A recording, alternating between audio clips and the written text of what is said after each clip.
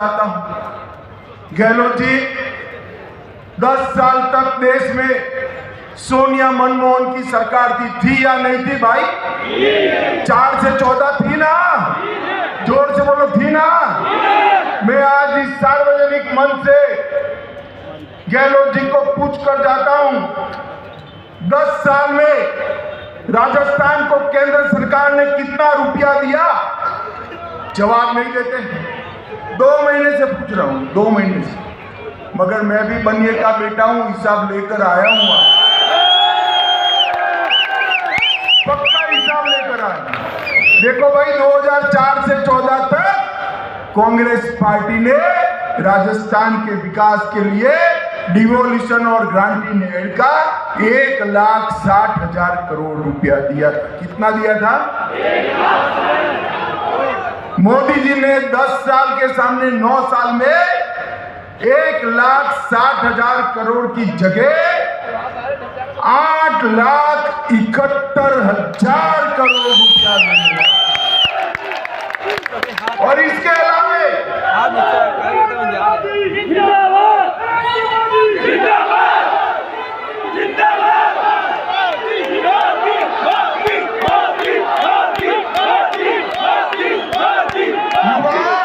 अभी आगे सुनो, 8,71,000 ग्रांट का दिया और 6 लाख करोड़ रुपया road, railway station, Vande Bharat train और इसके साथ साथ रिफाइनरी के लिए और 6 लाख करोड़ दिया।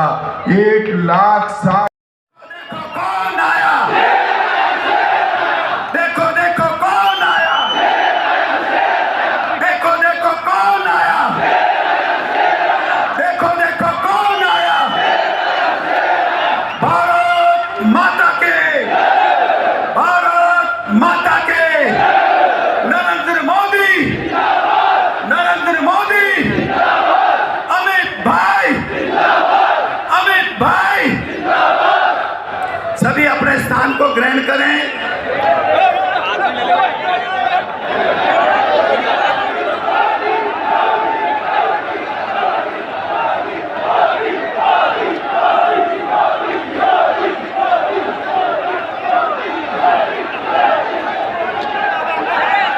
वहां से माइक शुरू करें उस तरफ का।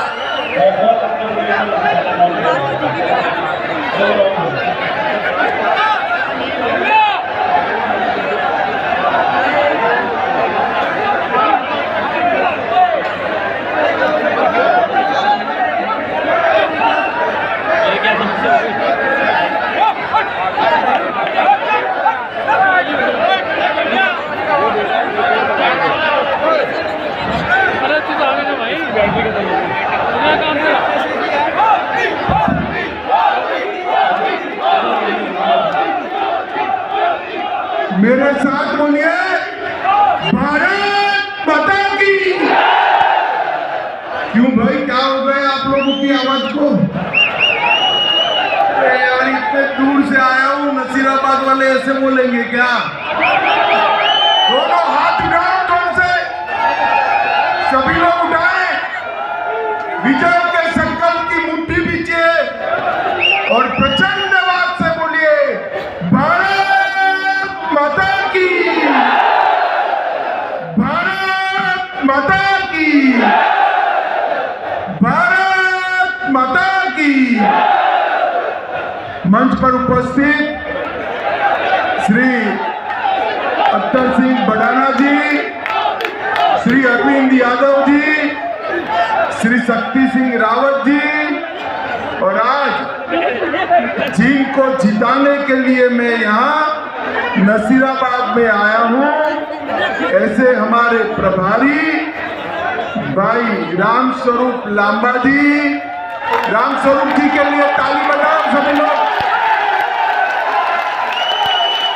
और आज नसीराबाद की सभा में आए हुए प्यारे भाइयों, बहनों, माताओं और मेरे जिगर के टुकड़े जैसे युवा मित्रों, सबसे पहले पुष्कर विराजमान ब्रह्मा जी मंदिर को प्रणाम कर कर मेरी बात की शुरुआत करता हूँ। अजमेर की भूमि पर आया हूँ तब वीर बलिदानी शासक पृथ्वीराज चौहान जी को भी प्रणाम कर कर मेरी बात की शुरुआत करता हूँ।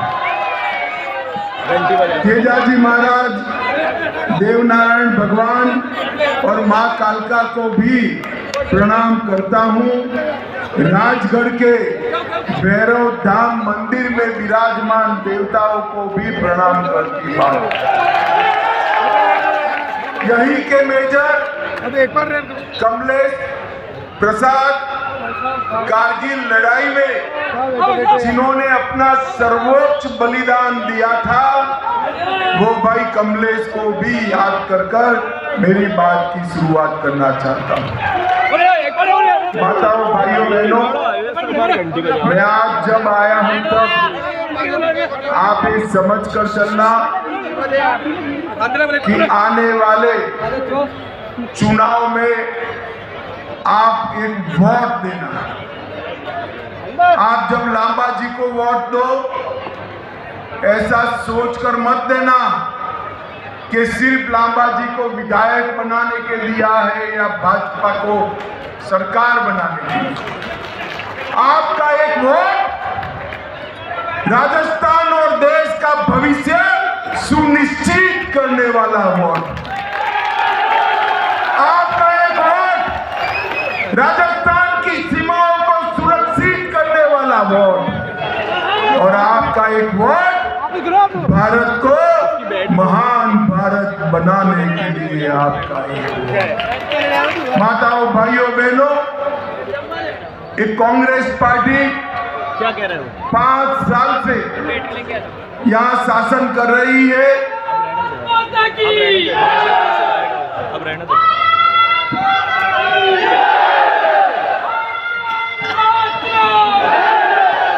5 साल से शासन कर रही है। मैंने मेरे जीवन में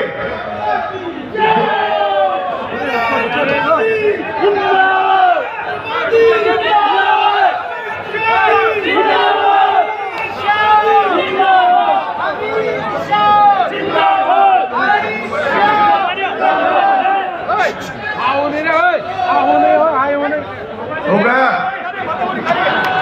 अब चालू करो पक्का? तो बोलिए भारत माता की। मित्रों, मेरे जीवन में मैं देश भर में घूमता हूं, अनेक सरकारें देखी हैं, मगर ऐसी निकम्मी सरकार मेरे जीवन में नहीं। गहलोत सरकार है, कांग्रेस सरकार न गरीबों के लिए सुविधा का प्रबंध कर पाई, उससे लिया बैटरी। न पानी का प्रबंध किसानों के लिए किया, न गृहिणियों को, माताओं बहनों को सुरक्षा दे पाई, न कानून और व्यवस्था की परिस्थिति ठीक कर पाई।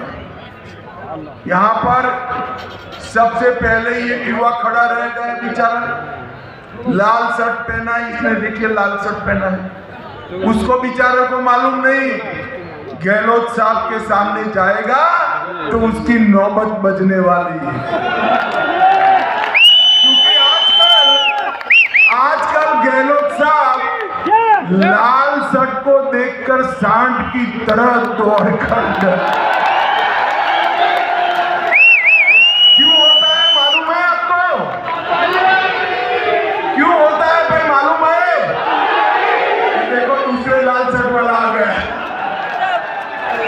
चिंता मत करो, मुझे कोई तकलीफ नहीं है यार। क्यों तकलीफ है गहलोत साहब को? क्यों तकलीफ है? ये लाल डायरी भरकर इनके काले कारनामे के चिट्ठे उन्हीं के विधायक ने खोले हैं, इसलिए गहलोत साहब। माताओं, भाइयों, बहनों, ये सब गहलोत सरकार भ्रष्टाचार के मामले में पूरे देश नंबर 1 सरकार। खनन विभाग में 66,000 करोड़ का घोटाला किया। खनन के पट्टे देने में और 1,000 करोड़ का घोटाला किया। उदय सागर झील के नाम पर 2,000 करोड़ का घोटाला किया। प्रतापगढ़ में लाइमस्टोन के ठेके देने में 1,000 करोड़ की खान 5 रुपये में दे दी। सचिवालय में अलमारी में 2.5 करोड़ रुपया और किलो में सोना मिलता है, किलो में सोना। काली सिंह डैम के नाम पर 200 करोड़ की रिश्वत ली और वृद्धावस्था पेंशन में 450 करोड़ रुपया गहलोत सरकार खा गई। मेरे जीवन में मैंने ऐसी भ्रष्ट सरकार नहीं दी। मैं आज आप सभी को वादा कर जाता हूं, मोदी जी के नेतृत्व में डबल इंजन सरकार बना दो। ये सारे भ्रष्टाचारों की जांच करेंगे और रुपया जो गरीबों का खाया है उनको उल्टा लटका कर सीधा करने का काम भारतीय जनता पार्टी की सरकार। भाई और बहनों, अशोक गहलोत सरकार तुष्टिकरण की सभी सीमाएं ला। दिन दहाड़े कन्हैयालाल तेली को नोच देते, मार देते। इनके पेट का पानी नहीं हिलता। 19 में टोंक में हिंसा हुई, 20 में डूंगरपुर, 21 में बारा, 21 में झालावाड़, 22 में करौली, 22 में जोधपुर।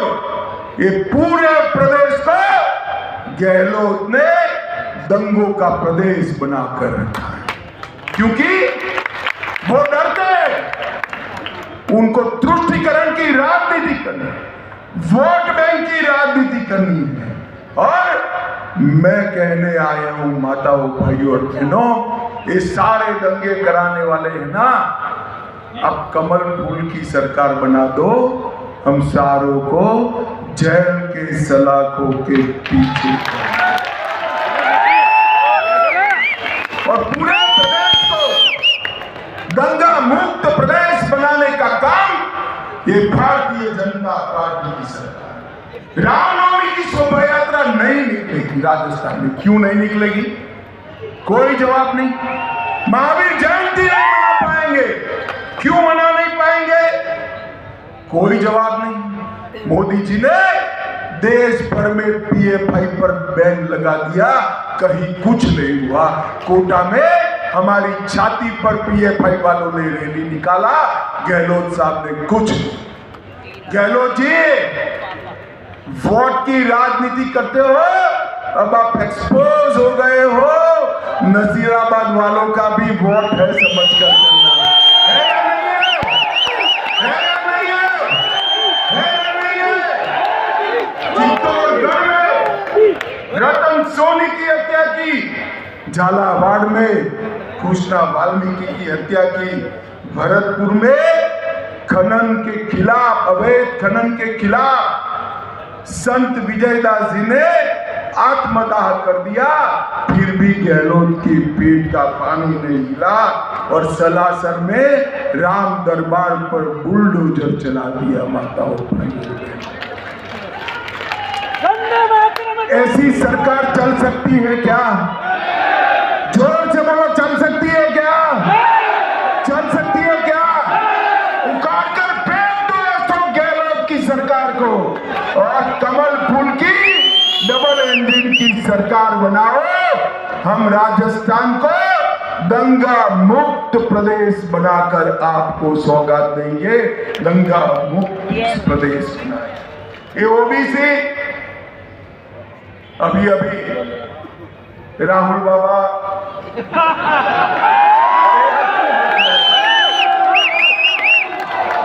क्यों हंस रहे हो भाई?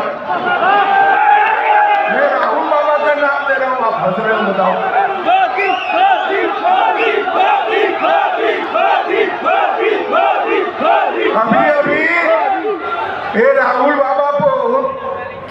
पकड़ा दिया है ओबीसी वाला।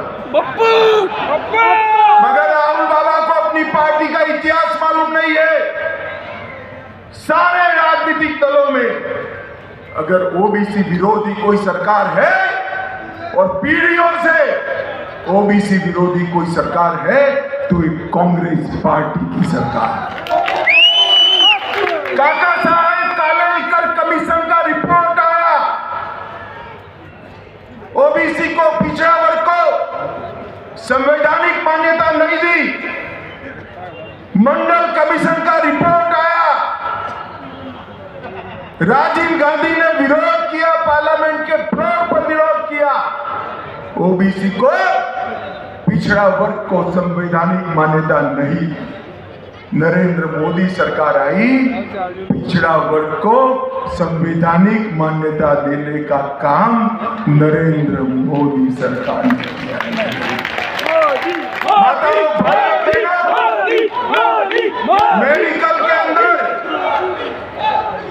मेडिकल के अंदर नीट की एग्जाम में 27% आरक्षण देने का काम नरेंद्र मोदी जी ने किया।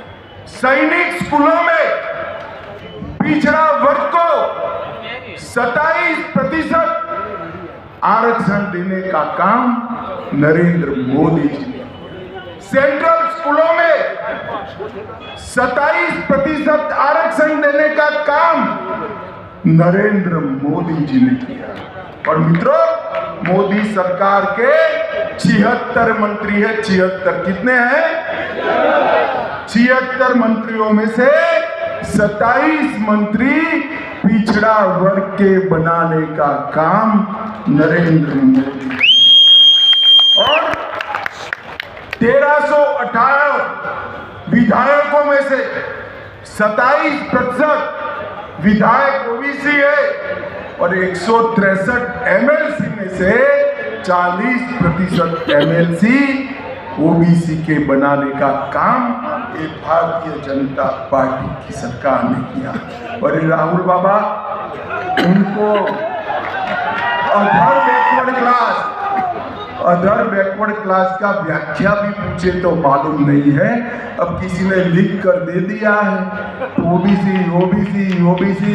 आपकी पूरी पार्टी, इसकी जन्मोत्तरी, इसकी 4 पीढ़ी, जवाहरलाल जी, इंदिरा जी, राजीव जी और आप, चारों 4 पीढ़ी ओबीसी विरोधी रही है, बैकवर्ड कास्ट के विरोधी है।